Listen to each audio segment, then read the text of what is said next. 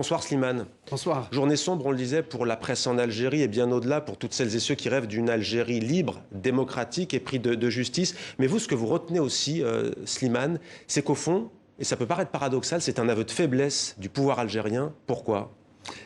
C'est un aveu de faiblesse parce que par ce verdict, les décideurs algériens montrent au grand jour leur incapacité, leur inaptitude à faire face à un mouvement populaire, pacifique, jeune, indéniablement démocratique, leur incapacité intellectuelle, politique, d'y faire face autrement qu'en disqualifiant ces figures les plus populaires, en entachant leur réputation, ou même, comme dans le cas de Khaled et d'autres, en les emprisonnant. Et en disant aussi qu'un journaliste comme Khaled Drareni, correspondant de TV5 Monde, menace l'unité nationale. C'est un aveu de faiblesse. C'est un aveu de faiblesse, d'autant plus que pratiquement tous les soirs, il suffit de regarder la télévision d'État, il n'y a pas un soir où il n'est pas fait état de l'armée algérienne, de ses officiers, de ses parachutistes, de manœuvres à tir à balles réelles,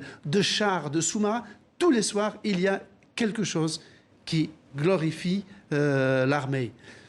Ce qui, dans une situation normale, serait tout à fait ordinaire. Sauf que là, face à un tel étalage de force, de puissance, l'armée algérienne est considérée comme la deuxième d'Afrique.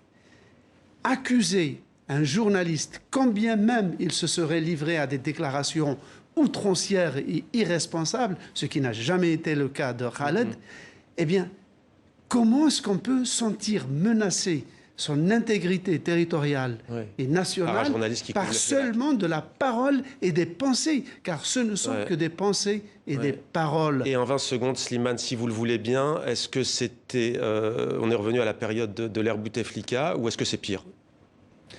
Écoutez, de l'aveu de tous les militants les plus aguerris des droits de l'homme en Algérie, les plus neutres, c'est pire, c'est indéniablement pire, car il y a une espèce de harassement, de harcèlement, grâce maintenant aux nouvelles techniques de surveillance électronique et cybernétique, donc le contrôle des blogueurs, il y a des dessinateurs, des artistes, des militants associatifs. 45 détenus d'opinion selon la Ligue algérienne des droits de l'homme, Slimane. Oui, détenus d'opinion selon la définition communément admise de ce que c'est qu'un détenu d'opinion.